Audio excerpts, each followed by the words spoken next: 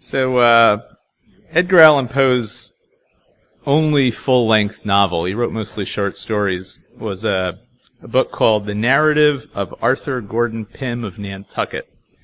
It was published in 1838, and it's a seafaring tale.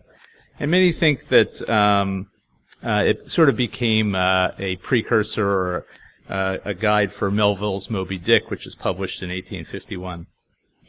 Poe loved to tell people that the novel was true. Of course, it was not, and it's not unlike Moby Dick. It includes a group of characters who go through a whole series of sailing and seafaring adventures.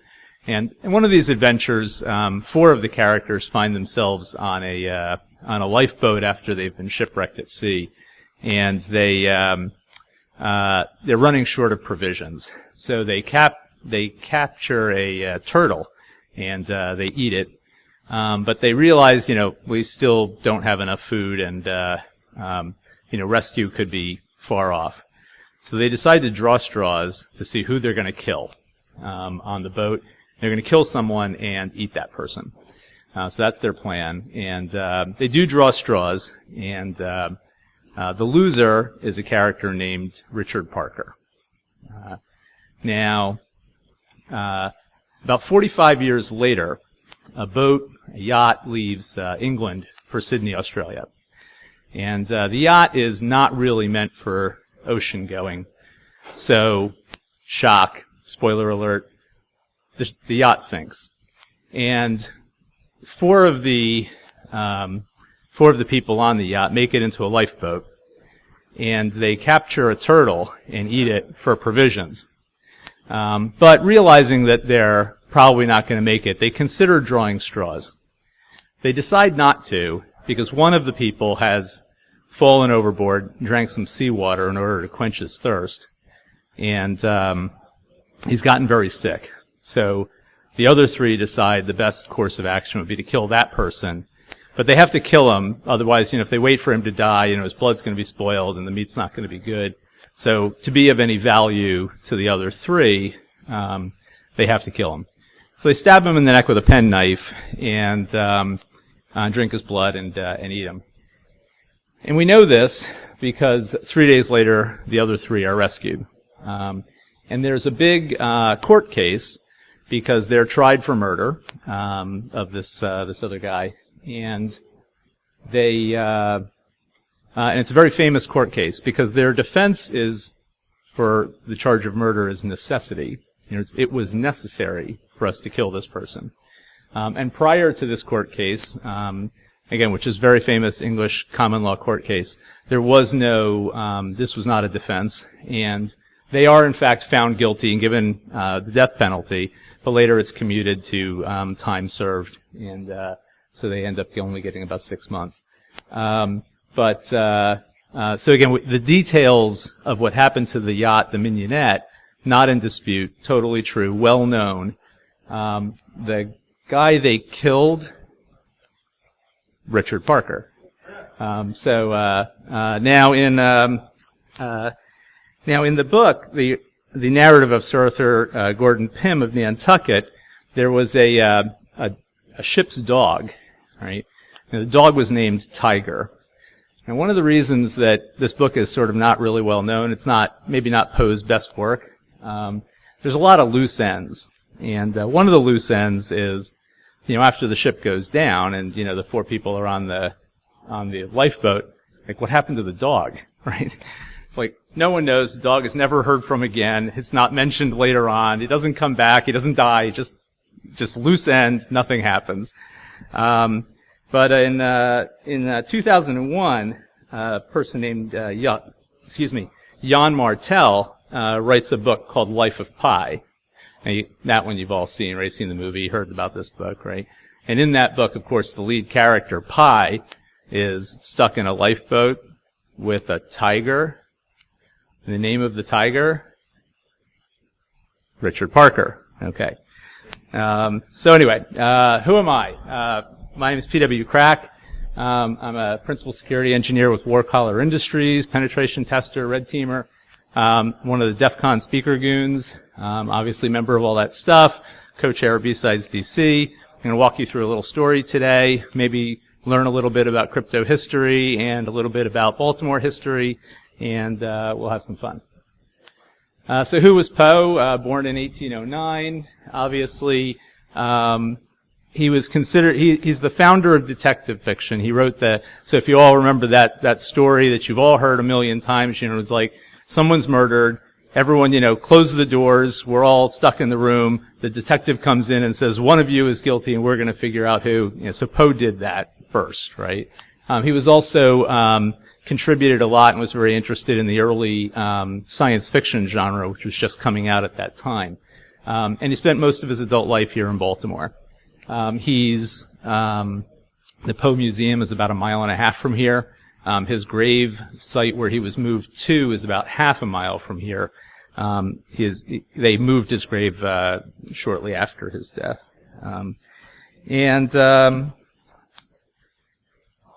Let's see. In 1844, Poe wrote a short story which was published in the Sun newspaper called The Balloon. You may also know another story that's somewhat like this. It was about a transatlantic voyage by hot air balloon. The Sun published it, and 2 days later had to retract the story because everyone thought it was true. So if you think about Jules Verne's, Around the World in 80 Days, right? Starts up with a hot air balloon across the Atlantic. So same type of thing here, right? Poe was one of the things that was different about Poe was he was one of the first writers to ever try to make a living writing. So he wrote things that he thought would be not only popular but profitable. And he worked as a writer full time. So he edited magazines and he worked as he was doing this all the time for his entire adult life. And that's a little bit different than a lot of other writers. So when this thing got published in the Sun made a lot of money. They sold a lot of newspapers, and Poe didn't get a cent. So he ended up having a lifelong hatred of the Sun, which is a tradition we keep going in Baltimore to this day. So, let's see, what else? He's a lot of people don't know, he went to West Point, and while he was at West Point, he published a book of stories and poems, which got some popularity, and he realized he probably wasn't cut out to be in the military. He was fond of telling the other cadets there that that his grandfather was the notorious traitor Benedict Arnold. All right, so I want you to think about a guy who goes to West Point and tells all of his friends, it's like, hey, my grandfather was Benedict Arnold. It's like, what are you gonna, kill the guy? So, but he was fond of doing that, and, of course that was also not true. And, realizing that he was sort of stuck in West Point at this point, he had to, come up with a way to get out. So he stopped attending chapel, and, that was a rule at West Point, you had to go to chapel every Sunday. So eventually he was court-martialed and thrown out of West Point, which of course was exactly his point, right? He wanted to be thrown out. The period of time that we're going to discuss in terms of cryptography is roughly 1839 to 1841. I'm going to go into that in a little bit more detail. In 1839, the daguerreotype is invented. So the daguerreotype is sort of a silver process. It's a precursor to what you'd call photography on a negative type thing. But I think at that point in time, people, sort of fascinated by the process, but I don't think they really knew kind of where it was going. So this picture on the right of Edgar Allan Poe, is one of the earliest daguerreotypes, and it's sort of one of the earliest things that you would call a photograph that you would ever have seen. I don't think Edgar Allan Poe could have conceived that we'd be looking at this thing 200 years later. He certainly didn't put his best effort into it. And so he was distraught over the death of his wife, and he tried to commit suicide by ingesting a large amount of opiates. And then 4 days later sat for that picture. So, it was sort of like that guy in school, who knows that picture day is coming up and doesn't even bother combing his hair, that morning. So this is again, not his best work, but I don't think he was really thinking that that would be the image that we would remember him by. But unfortunately it is. So Poe and cryptography. Poe was fascinated by cryptography, and in his day, everything was written. Right? If you wanted to summon the police department, you would typically write a note and give it to somebody who would go to the police department and bring them the note saying, "I need help." So everything was written. All communications were done in writing, and if you wanted anything to be kept private, you had to come up with some sort of secret message or secret way of making sure that your messages were private and can only be read by you. So this was commonly done, and it was the type of thing that people did all the time. They just didn't really have any kind of a methodology for doing it properly, right? So any type of secure secret writing had not really been invented yet. And Poe does in fact turn out to be, and you'll sort of see how this progresses, but turns out to be one of the first people to have sort of a process for decrypting these things, right? So he's not just brute forcing it, trying to figure out, and then, aha, I got it. But he was applying a rigorous process, not only to decrypting it, but you'll sort of see some of the other stuff that he's able to do. So here's a quick example of sort of secret writing. This is a poem it's a Poe poem, but it was published after his death, a couple of years after he died. And it's titled An Enigma, and it contains a piece of secret writing, which nobody wouldn't be totally obvious looking at it and reading it. So I'm going to line it up for you and highlight it. And if you look at the first letter of the first sentence, the second letter of the second sentence, the third letter of the third sentence, and so on, those letters spell out Sarah Anna Lewis, and that's a picture of her on the right. She would have been a contemporary of Poe's. She lived in Baltimore. She was also a poet, and he wrote this particular poem for her and encoded her name into it. Now, this is the kind of thing that we would look at and say, it's like, oh, you probably learned how to do that in like 5th grade, right? It's like we would teach elementary kids how to do this type of thing. When Poe did it, well, let's put it this way, we teach kids that because Poe did it, right? And it's like this was the first time, so this was a big deal back then. So the story sort of kicks off in 1839, and Poe is working as a editor for Alexander's magazine. And again, remember, he works doing writing tasks because that is his full-time job, and he needs to work. He's not wealthy. He needs to work in order to make money. And someone sends a letter to the editor to Alexander's magazine, which ends up with Poe, and he says, "Hey, I have this riddle." A riddle would be the thing. It was like what's red and green and black all over type, that kind of construction. Hey, I have this riddle and I can't solve it. So he sends it into Poe. And Poe says, okay, the answer to the riddle is this, right? The riddle is poor, right? He doesn't think it's a very good riddle. The word play of the riddle should be sort of fairly tight. Poe doesn't like this particular riddle. He thinks it's badly constructed, and he says it was obviously written by a moron. And then he gives 25 other riddles in the return letter to the editor that he publishes. And in the very small footnote at the bottom of this thing, Poe writes this. He says basically, look, if you're replacing letters for other letters in terms of secret writing, you don't really need to replace them with letters. You could replace them with any symbol, right? A letter is just another symbol, and I can still read it. So, for instance, replace A with that sign, and B with an asterisk, and C with something else, and so on, and I could still decrypt it and read that message. So he's describing a single substitution cipher, and he says, I have a methodology for doing this, and let's put it to the test, right? Send me something, and we'll see what happens. So 2 weeks later, nothing happens, and 1 month later, someone sends this in and says, "Okay, here you go. I'd be amused to see if you can decrypt this." And Poe obliges and includes the solution and says, no problem. Here's the riddle. Here's the answer, and that you encrypted. And by the way, the answer to the riddle is temperance, and it's all good. So in the very next issue, 2 weeks later, someone sends in another thing and says, sends in the hieroglyphics. Poe publishes that middle paragraph is the solution.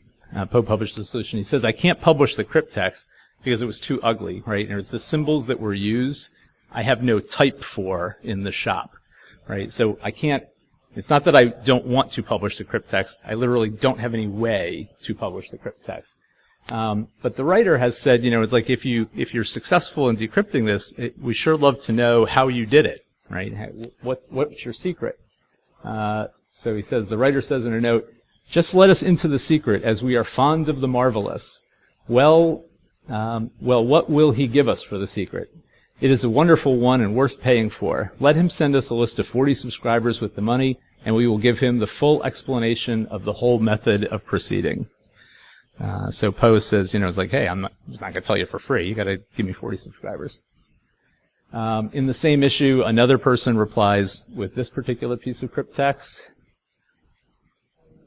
And Poe also provides the solution. And in the very next issue, again, another 2 weeks later, another subscriber sends in that up top, and Poe decrypts it and provides the solution there. You guys know a poser is a pretender, right? So it's another word for a faker, right?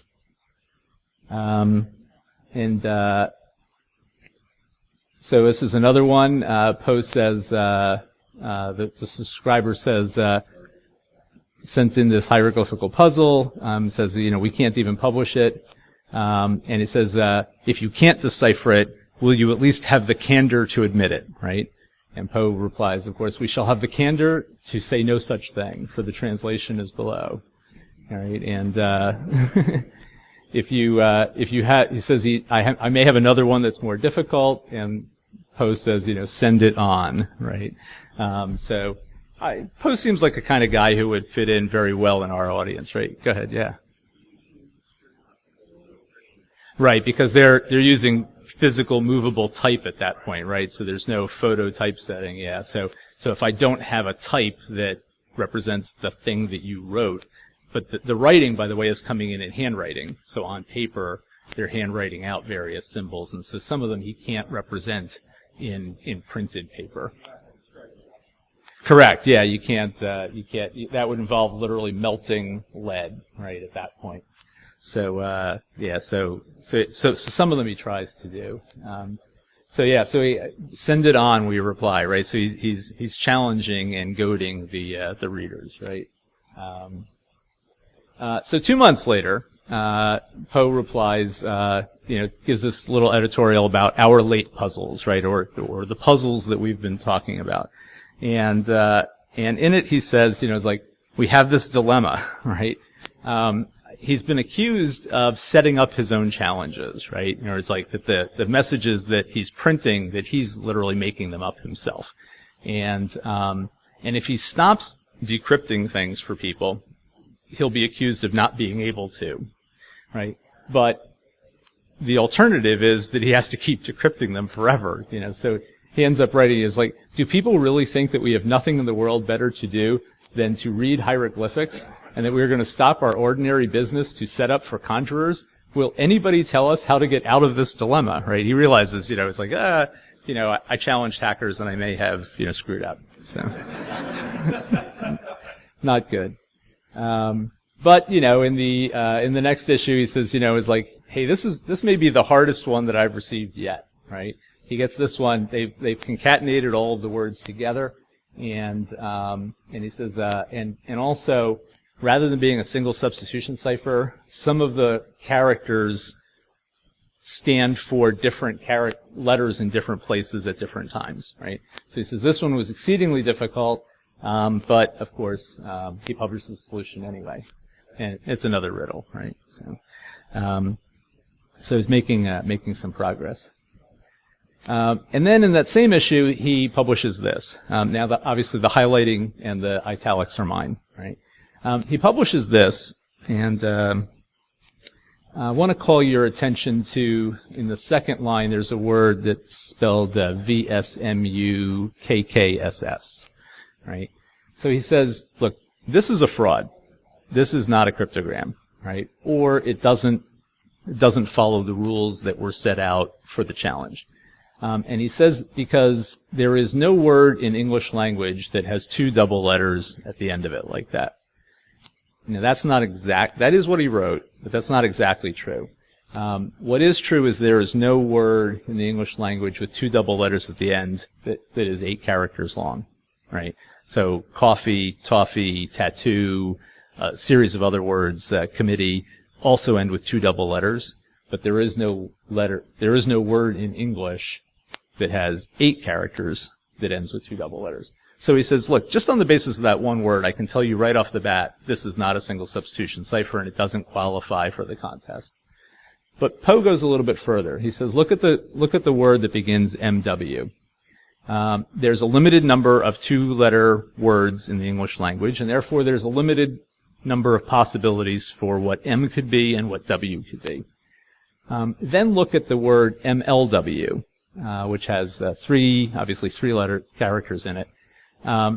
Given all of the possibilities for M and all of the possibilities for W, there's now a very limited number of possibilities for 3-letter words with M's and potential W's that make a word, and therefore L can only be a very small subset of things. Then you've got the word that begins LAAM. We know that there's a small list of M's. There's an even smaller list of L's. And he says, but there are no words that have any of those L's with any of those M's that have two double letters in the middle.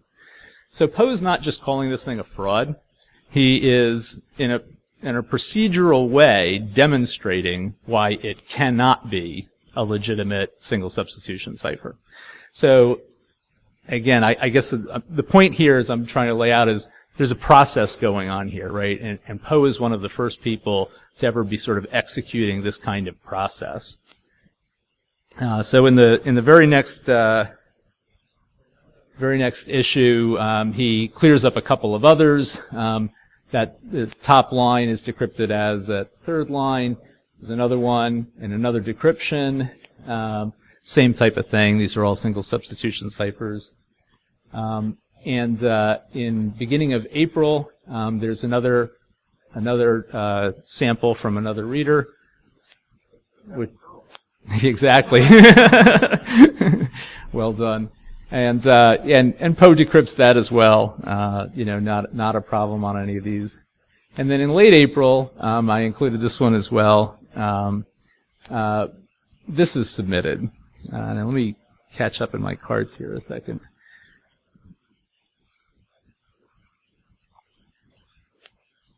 Yeah. And that decrypts as, Binghamton, Broome County, New York, your friend Henry. But what I wanted to point out is, so you've seen that this guy has this kind of process, right? And you've seen kind of the hieroglyphics that he's decrypted up till this point, right? And all of the readers are kind of following along with this whole process, which has been going on for about 5 months at this point. This guy sends in, he encrypts B as 2, right? I as 9, N as 14. It's literally just the number of the placement of the character in the alphabet, right? And this is supposed to stump Poe. What were you thinking, right? This guy fails completely right here. Of course, it gets decrypted, but I just thought it was this is a particularly weak attempt. Also from the same issue, that one gets sent in and is again decrypted, and that is it for Alexander's magazine, right? That was sort of the whole run of encryptions and decryptions. There are a couple of others that Poe publishes the decryptions, but he can't publish the encryptions. There's a couple that he says are frauds, but basically that was it for about 5 months. Alexander's magazine, and we're done, right? And it was okay, so dilemma resolved. I'm just not going to do that anymore, and we're all good. So, and again, that takes 5 months from December of 1839 to April of 1840. So it's about 1841 and Poe is working as an editor for 2 other magazines that eventually get combined into a magazine which is now called Graham's Magazine. And Poe is writing a literary critique of a book called Sketches of Conspicuous Living Characters of France. And in this book, written by somebody else, there's this discussion of the Duchess of Berry is sending a coded message to her supporters in France. And one of her ministers gets the message but doesn't get the key, so he can't decrypt it. And the authors of this book say, but he was so smart that he was, he had a penetrating mind, right? He was able to decrypt this message without the key. Now, Poe cannot let this go, right? And he says basically, he was like, look, you don't need to be a genius to do this, right? Like, I did this, right? And it's like, you don't have to be, this is not a point where you needed to have such a penetrating mind, right? So in his discussion, in his review of this book, he basically throws up this, again, it's a little note, basically saying, look, the fact that it was in French really doesn't have anything to do with the issue, right? It could be in French, Italian, Spanish, German, Latin, Greek, doesn't make any difference, or any of the dialects. I could still decrypt this. And if anyone wants to afford themselves some amusement from the experiment, let them try it, right? So again, bring it on.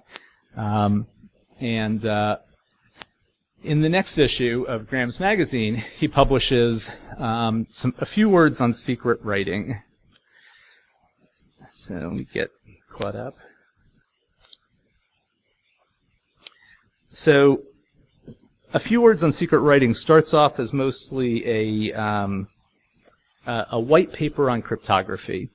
Poe writes a series of ways that you might start off trying to encrypt or hide the messages, and then shows why each one of those would not be secure, and describes, in fact, a method for breaking all of those different types of codes. So he's pretty much going and saying, like, you could try A, but A would not be secure. You could try B, but B would not be secure, and so on down the line.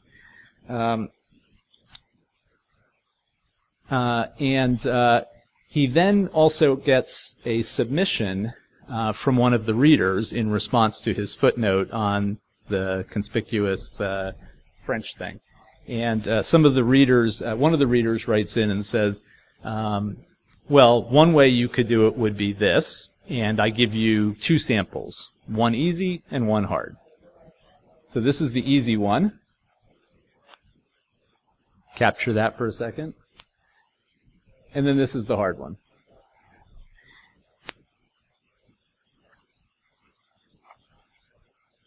Now the Poe decrypts, and the key phrase for the easy one was in English, and the key phrase for the difficult one was in Latin. And the difficult one is that one. And Poe provides the decryptions as well. And he says the first one decoded, the key phrase was, "A word to the wise is sufficient." And on the second, Poe says this one was very difficult. The key phrase was "Suaviter in modo, fortier in re," which is Latin for pleasantly in manner, powerfully in deed. And obviously Poe was able to decrypt this. That Latin phrase on the second one is said to be Dwight Eisenhower's motto, by the way. Pleasantly in manner, powerfully in deed. And I just wanted to mention also, again, we're in Baltimore, this is Maryland. Does anyone know what the motto of Maryland is? So it is Fatti Masci Parole Feminine, which is Italian for strong deeds, gentle words. So the key for this is very similar in Latin to the motto of Maryland, which is in Italian. But anyway, just a little sidebar. So the next month,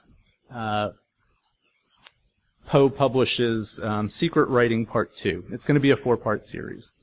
I'm sorry. it ends up being a 4-part series. I don't think Poe actually intends it at any given point in time that I'm going to write 4 parts, right? But there are 4. So for those of you playing along at home. So he gets a new sample submitted by a gentleman named Thomas. That's the new sample. And Poe solves this, but he decides that he's not going to print the solution yet. He says, wouldn't it be interesting if we let the readers try to decrypt this themselves? So he offers as a prize a 1-year subscription to Graham's magazine, as well as a 1-year subscription to Saturday Evening Post for the first person to write in with a solution to the Thomas cryptogram. He also mentions, by the way, there was another submission that was a fraud. It contained the encryption AA, and Poe replies, look, people, you're not even trying. There's no word in English that has 2 of the same letter, so we're not even going to try that one. So that was Secret Writing Part 2, and he sort of challenges the readers back. So now in Secret Writing Part 3, he publishes the solution. So that's the solution to the Thomas cryptogram, because he doesn't hear from anyone. The key was, but find this out and I give up. And he also publishes the full letter from the guy who submitted it, from Thomas, saying how amazed and stunned he is that he was able to decrypt this. And then you get to Secret Writing number 4. So this is, again, 1841.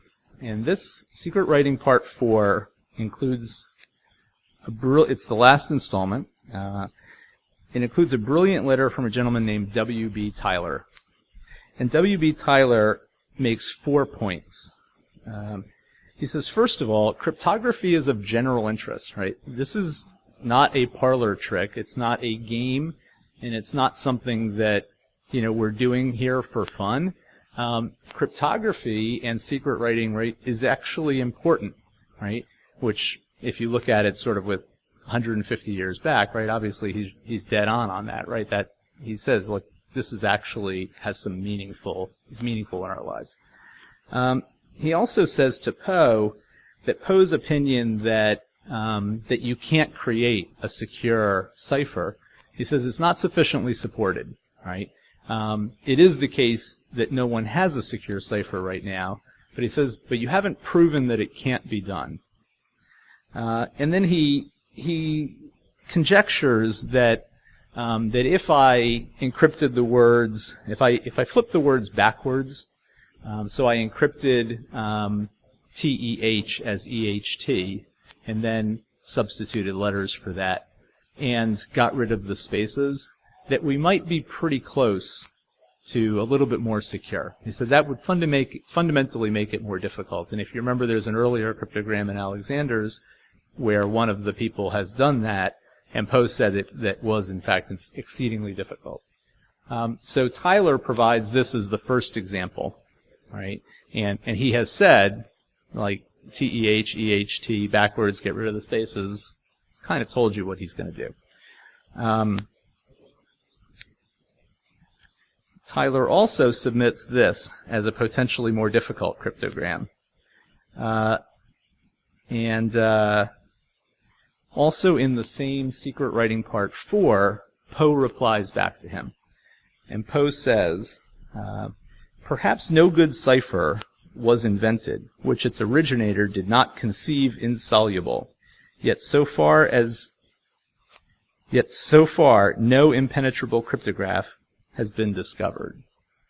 In other words, when you create a cryptograph, you always think it's good, right? You can't think that anyone else would come up with a way of breaking it, and yet they always do, right?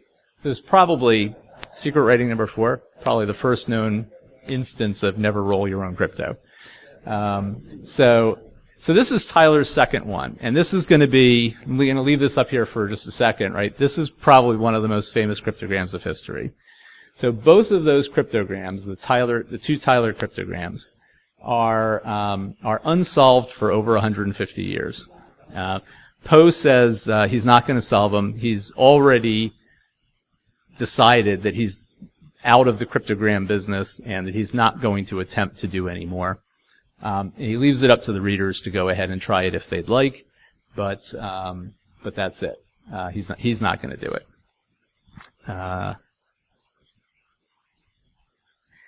Also, in Secret Writing Part 4,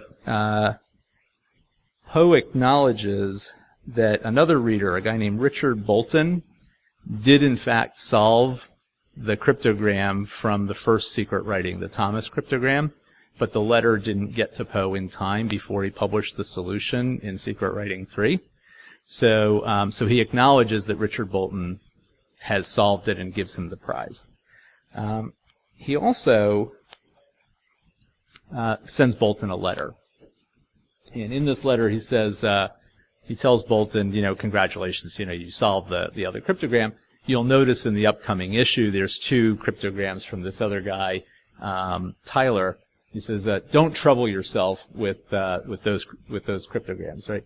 They are insoluble for the reason that it is merely type in pi or something near it. I was absent from the office for a short time. I didn't see a proof, and the type compositors have made a complete medley of it. So it's not even a remote resemblance to the original message. Probably would have been good to tell everyone that, but he tells one guy, like in another state. So the Bolton letter kind of tells you, and this letter survives, right? We know that he wrote this because that letter is still out there somewhere. So those 2 Tyler cryptograms don't get solved for over 150 years, right? And in fact, they don't get solved when you kind of know there's typos in the cryptograms, and Tyler has told you what he's going to do, right? He's told you how he's going to encrypt it and what he was thinking when he did it. Let me go back. So they don't get solved until, they're both published on a site called the Allanca site. Has anyone ever heard of the Allanca site? Sort of a site for famous unsolved cryptograms. I remember going to this site a long time ago as well. It's definitely been up for over 20 years. And they don't get solved until, the first one gets solved roughly early 90s. So in 1991, a gentleman named Terence Whalen writes a thesis, and in his thesis he solves the first one, the first Tyler cryptogram. But the thesis isn't published until 1994. And in the interim, another person named John Hodgson solves it in 1993. So basically, because of the publishing thing, you've got 2 guys simultaneously solving the cryptogram. They both kind of should get credit, but they don't know about each other. And as you would expect, the words are written backwards, concatenated together, and there's a lot of typos in that original Tyler cryptogram. So it was kind of exactly what you would have expected, right? And had anyone been able to sort of put all those historical pieces together, might have been able to solve it faster. Now, so by 1994, basically 2 people have solved it, and everyone knows the solution to the first one.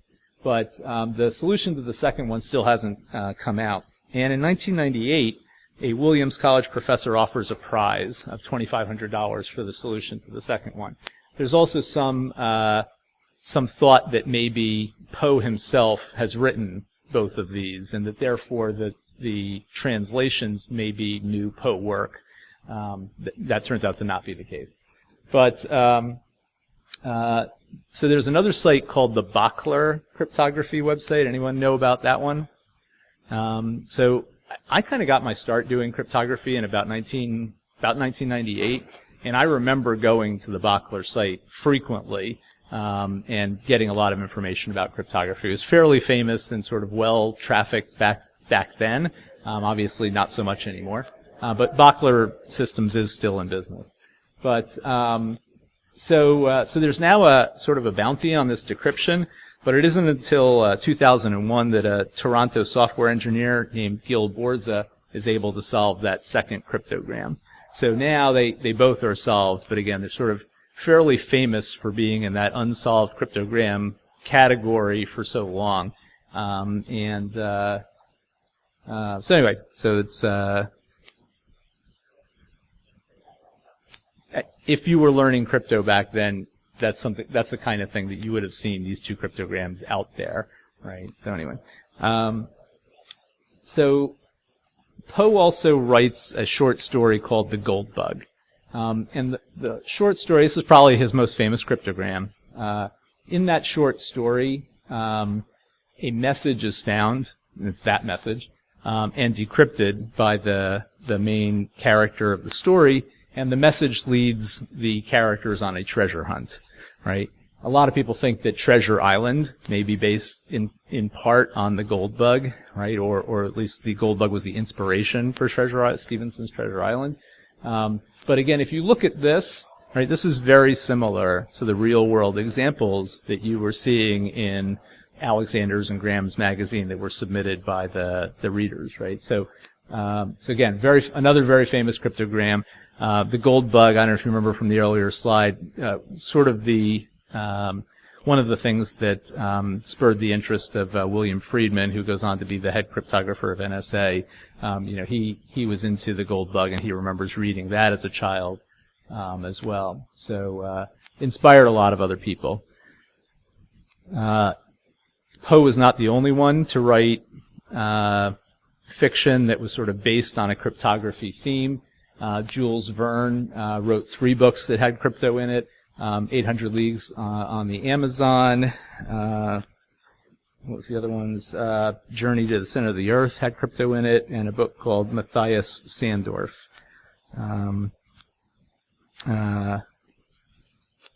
Sir Arthur Conan Doyle, who wrote the Sherlock Holmes stories, wrote a book called The Adventure of the Dancing Men, which is a Sherlock Holmes book, which also is based on these sort of Dancing Men crypto messages that need to get decrypted. So that's the link to the Alanka website. There still are a large number of sort of these very old historic unsolved cryptograms. You can go to that website and check out some of them. And I guess no discussion of Poe is complete without sort of the discussion of sort of how he died. On October 3rd, 1849, Poe was found delirious walking the streets of Baltimore. He died 4 days later at Washington College, never becoming coherent enough to explain how he came to be in that state. So no one knows exactly what happened to him. There are theories that range. The theories include suicide, murder, cholera, hypoglycemia, rabies, syphilis, influenza, and cooping. Does anyone know what cooping is? Yes, in the back. No.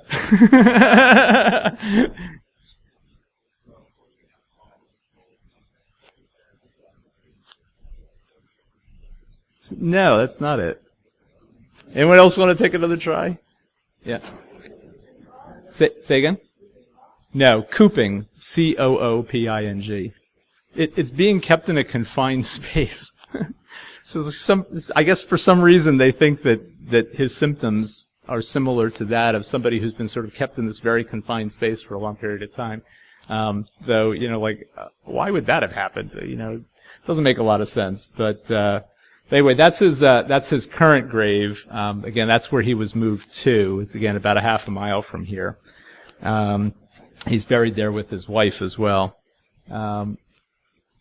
So from about 1930 to about 1998, someone known as the Poe Toaster would go to his original grave site, which has that marker on it, and drink a toast of cognac in his honor, leave 3 roses in a particular, very specific pattern, and then leave. Was never identified. No one knows who it was and or why this person did that.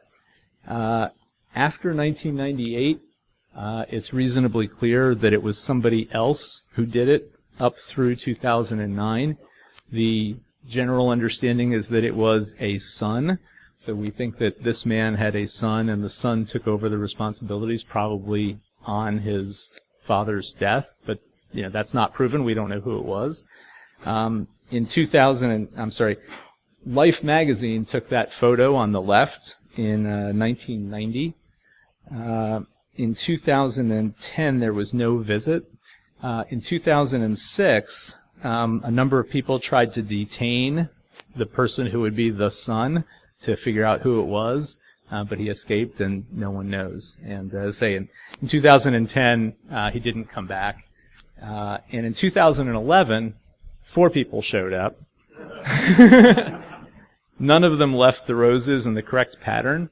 And the pattern was known because there's a museum there, and the person who ran the museum was sort of on hand for this, and he would always be the first person out. So he sort of knows the brand of cognac that is the right brand of cognac, because they kept the bottles in the museum, and he knows the pattern of the roses, but he doesn't say. So it's sort of like that thing that the police leave out of the police report, so that they can tell, if somebody confesses, that how would they know that they have the right person? So the pattern of the roses is sort of a detail that's missing. So the 4 faux toasters in 2011 didn't do things right, and everyone knows, of course, that was not only that they were a fake, right? Because obviously 3 of them were fakes, but they also know that the 4th one was also a fake, right? And in 2015, the Maryland Historical Society decided that it would be a good idea that they sort of keep the tradition going, right? So without trying to pretend that they were the real toaster, they've sort of got somebody who's now doing this going forward, to try to keep the tradition alive. So anyway. So that's Edgar Allan Poe, and I think that, as you can see, he'd probably be someone who would be kind of welcome and here in our community, right? Some of the way he approached things and the things that he did, kind of the way we do things as well, with sort of the bring it on challenges and, challenge accepted and, never roll your own crypto, sort of it would definitely be the kind of thing that, that we would all do. And I think that he would be welcomed by us, and he would probably be interested in hanging out within the hacker community. So that's a little information about, Baltimore and Poe and literature and crypto. And any questions? Sean.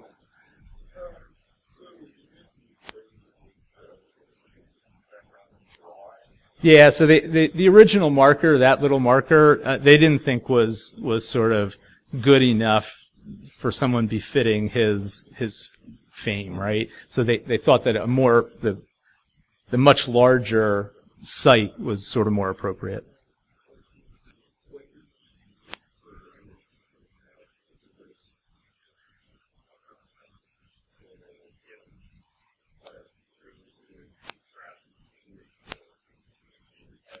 Right. So all we have is the discussion from that secret writing part 1, where he does go through and sort of in a rigorous way say, these are the ways that people might permute language in a sort of a substitution cipher type of way, and these are why that would not work. So it's mostly, we don't really have a discussion from him of what would work. It's more a whole bunch of things that would not work. And it's Tyler's response to him, I think, in Secret Writing 4 that to me is the most interesting, right? Is Tyler is kind of getting there, right? He's saying, hey, look, the ability to keep secrets and the ability to create real cryptography is very important, right? And obviously today, critical, right? And we all see that, and it's just sort of obvious, right? But Tyler is one of the first people to kind of get there and say, not only is this very important, but we might be able to come up with a real secure cryptogram, right? And Tyler's kind of trying to work through in his head, what would this look like in secure world? And he gets pretty close, right? As if Tyler goes through a whole discussion about, look, if I have the same letter in the crypt text that could potentially decrypt to different letters in the plain text, then we end up with a plain text that could be A or it could be B. And that's that's not good, right? Because that means that there could be two different translations, right?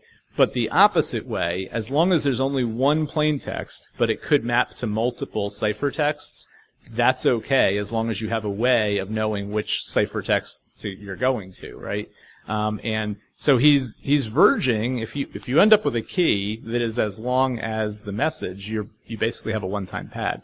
And Tyler doesn't use that word, and he doesn't know that that's where he's going, right? But if you kind of read between the lines there in 1840, he's generally going in that direction, which I think is sort of very interesting. So it's this whole dialogue of what's happening. It's not so much that, that Poe's got it or Tyler's got it or whatever, but these guys are kind of going through those steps in a much more rigorous way than anyone else in an 1840. And, prior to this, there's really nothing about how to do this right? And so these guys are basically, this is one of the first dialogues where you really have that discussion about, it's like, hey, we might need a real crypto scheme that might be secure. And they're trying to get there. Any other questions? Sure. Nope, never heard from again. It's like the tiger. Like the dog on the ship, it's like, nope, it's just a open-ended thing, and it's, nothing else happens. Anyone else? Sure.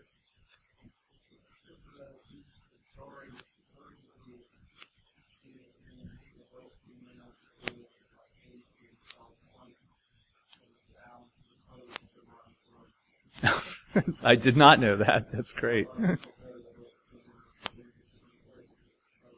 Right. That's great. I was not aware of that one. Sure. I have not. No. Right. Yeah. He was while he spent most of his time in Baltimore, he wasn't born here, and he also spent time. I think he had family in Virginia. And he would go to Philly as well, and so he was in multiple cities, but I'd say Baltimore is sort of his home for the longest period of time. Anyone else?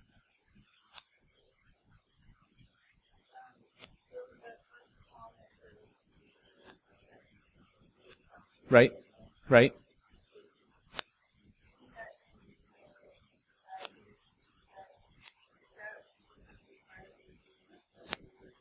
So I don't think so an enigma, right, in that sense is really like a riddle, right? It's this unknown thing.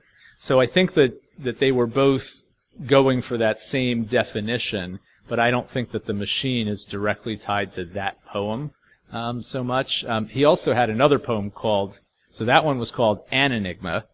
Poe also wrote another poem called Enigma. So it's like you can't confuse the two of them, but, yeah, I think it's just a word for, sort of a riddle or a mystery, right? You don't think what? Oh, right.